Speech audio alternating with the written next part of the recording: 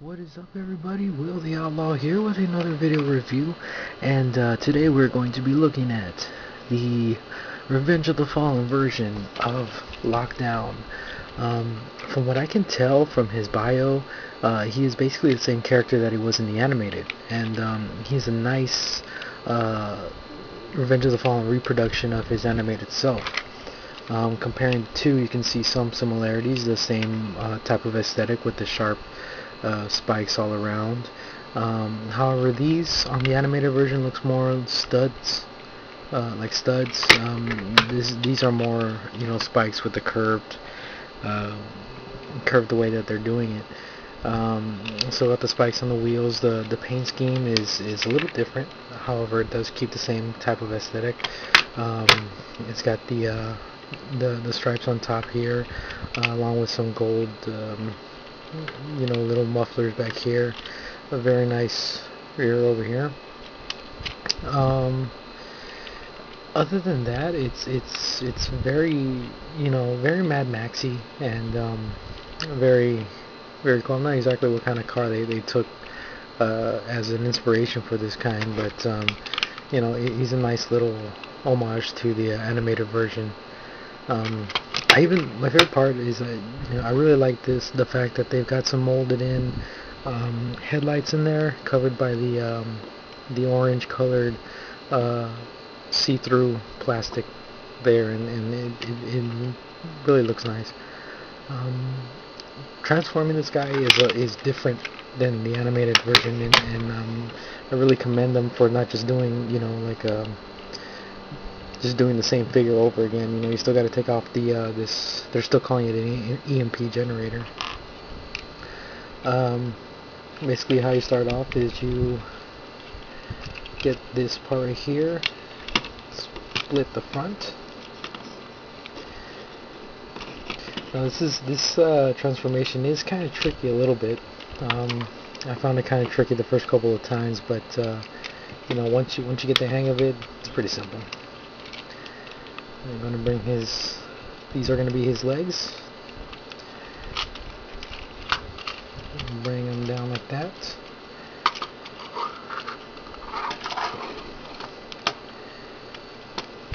And like I said, once you get the hang of it, this guy is really easy to transform or whatever.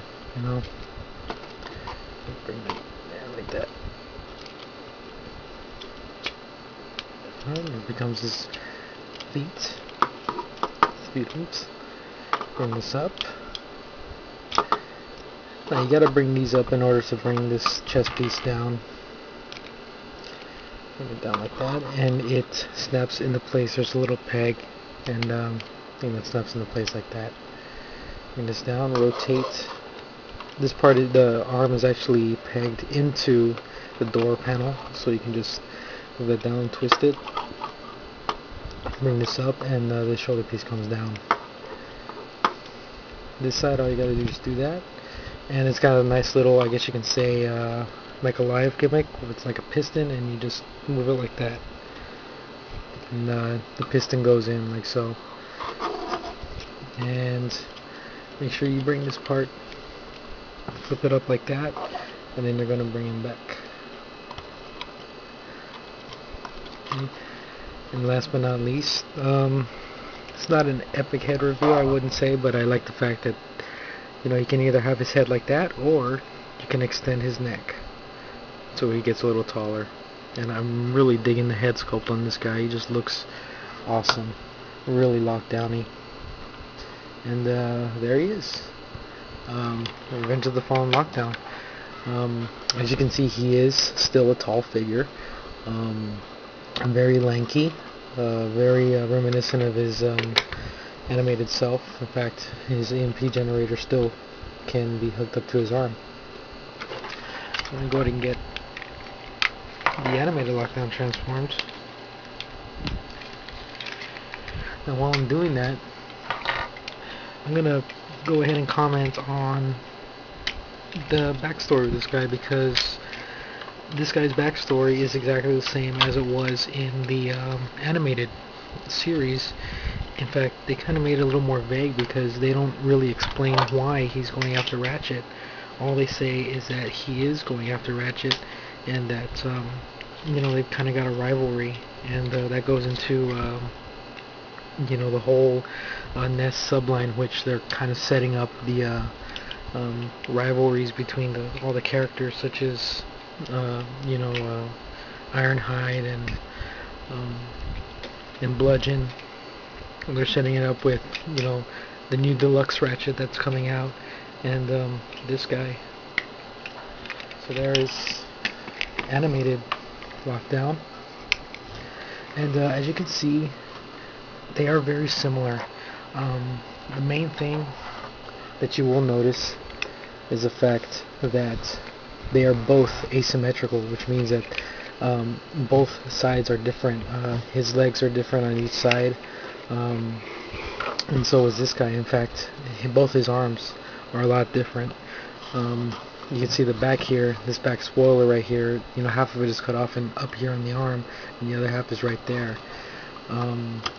So you can see that he does carry that asymmetrical aesthetic over to this figure. His articulation is not that bad. He does have a lot of hinges and things and everything. He can move his leg forward and back and everything, in and out. However, there is a lot of kibble, especially on this side.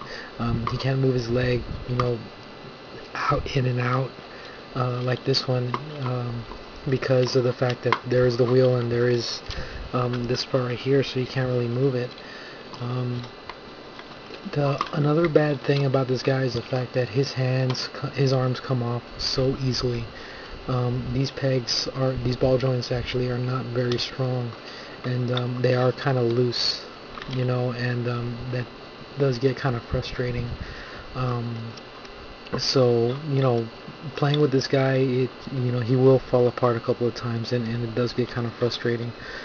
His hands are made of these really soft rubbery plastic, so you can be flipping his fingers around, and even this hook is soft plastic, and it moves around all over the place. But I'm kind of glad that it is soft, because this is placed under the car, and if it wasn't as soft as it was, you wouldn't be able to maneuver it around all the little parts, so that you can get out of the way so you can roll them.